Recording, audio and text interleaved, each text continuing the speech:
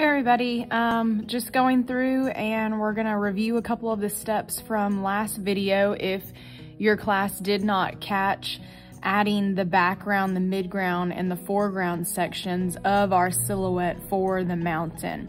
If you've already done these steps, you can zoom through this part of the video, but a couple of my in-class kids that are hybrid and now at home, this is for you guys if we did not get it into your class period time that you were with me. So what we've got is on our image layer, there is an option settings that we can go and turn the opacity down some so you can see through a little bit. See, if I turned it all the way down, then it would turn that photo completely off, but we still want to be able to see some of that photo. This is just going to help us trace out when we're tracing over stuff. It's going to help us be able to see what we're doing a little bit better. All right, let's make sure that we are on our calligraphy and we're on our monoline. And then the first one that we are going to start on is going to be our background. So we're going to start from the bottom and we're going to make our way up all the way to the very top. The color that you're going to pick for the three parts of your mountain, I want you to pick one hue, but within that one hue, we can go and change it from a shade to a hue, like a medium type, and then to a tint. So we can make different variations of that one color that you pick. So I'm gonna start off with, in my background, I'm gonna make it a lighter version. So I'm gonna start off with a tint in my background. So make sure you're on your background layer and we are ready to go ahead and get started. So remember, our background of our mountain scene is right in the very back. Then we've got our midground, then we've got our foreground. So as I'm starting to outline, I'm just gonna check my brush size really quick, make sure that it's not too large on there.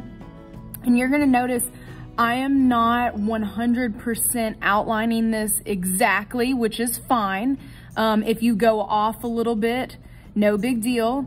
But also my lines are not, I'm not using the shape editor to clean those up and make them 100% completely straight. The most important part for this is that these lines are closed and that the shape is complete and it's whole. And there we go. So that's everything that I've done for my background. So let's go add the color to this. I'm just gonna go drag that tint color, put it inside for my background, and let's go do some layer checking. So there is the first part and the first step that I've got for myself so far. And you're gonna notice this is overlapping off the side and this is overlapping off the side. That is what we want, yes. All right, next part, midground. So I'm going to turn my background off. I'm gonna click on my midground. That way I can see what I'm doing. If I left that on, I wouldn't be able to see what to outline anymore. I'm gonna go and change my color a little bit. I'm gonna move my scale down, so I'm kind of making this more of a medium value. And just to make sure I'm on the right thing, I'm on my midground. All right, here we go. So exact same thing as from before. I am just outlining the sections that are from the midground. If you wanna kind of add in some of your own line design, that's okay too. It's just as a reference. Most important part though is that we close that up just like that. And then we can go in here and go add our color. All right, let's go check out layers, see how it's going. I'm gonna turn my image off. I'm gonna turn my background back on. All right, that's starting to look good. I'm liking it. All right, last one is now we've got the foreground. Exact same thing.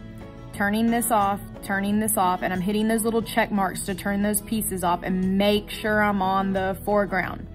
The very last one, I'm gonna make this maybe the darkest using my shade for this. And this one is the most important, that I get the lines and everything correct, that I'm making that 100% straight. Remember the last two ones I said, it just matters that it's closed. It's okay if it's off a little bit, which at the top, this is fine that it would be off. But the bottom line is the line that I'm going to check and make sure that I am completely drawing a straight line. So see, I drew it down and I drew it down, but now when I draw across, I'm going to hold it and see it just says a line was created, and it's cleaned that line up for me and made sure that everything is closed. I do notice that a little piece of that needs to be added on the side. Okay, I'm excited. Let's go put this one on there. Let's go turn this off, on, Awesome. So everything is in the place that it needs to be. Remember, this was my foreground, this was my midground, and this was my background. So there are all my pieces and everything is in the right place. And I'm just gonna get rid of those really quick. All right, let's go do the clipping mask part. So remember, the big thing of this project is we are clipping these items inside of that main circle that we made from before. So what I need to do at this point is I need to get rid of that image layer because that's in my way to clip all those pieces. So to delete this and get rid of it, you swipe it to the left, hit delete.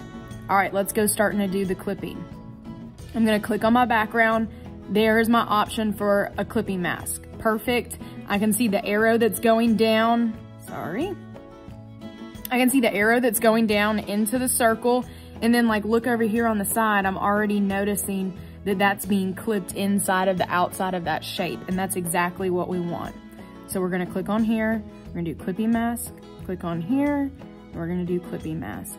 So everything is now at the place that I want it to be for that part of that options. All right, so at this point, we are ready to go ahead and go in and add our stars, and we're gonna add our moon, and we're gonna even add a little bit of a glow on the outside of our moon. So I'm gonna teach you guys how to add in an effects area over here on the side that I think is gonna turn out really great for it to look more like a moon versus just a flat 2D type of shape.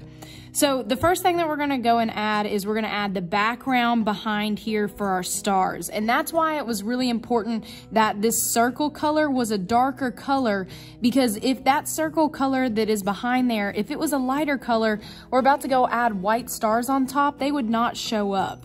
So in our layers panel, we need to go and add our new layer, and we're gonna click on that one, and we're gonna go rename it. And this is where we're gonna pop up and rename it our stars. Now, it is sitting at the top at this point. We want the stars to go behind our mountain range. So just hold that layer down for yourself and drag it underneath where it says in background. And the great thing about this is that they have already clipped that layer for me inside of the rest of my clippings because those are sitting on top of it. So I don't even need to click on this layer and hit clipping mask at that point. If for some reason yours is not showing that the arrow is pointing down to the circle layer, then you might want to check that for yourself and make sure that all that is adjusted correctly. All right, so we want to pick a lighter color for our stars. You could pick a tint color, or you could just go to a pure white. Either one of those are fine. You just want to make sure that you're not on some type of hue, like a blue or a green or a purple. You just want it to be a tint color, or it can even just be a pure white. All right, we're gonna go down to our brushes, and the category that you are gonna pick is the luminance. And inside of here, there is gonna be a brush that's called Glimmer, but we're gonna edit the settings of the Glimmer so our stars are spread out a little bit more on our surface versus close knit together.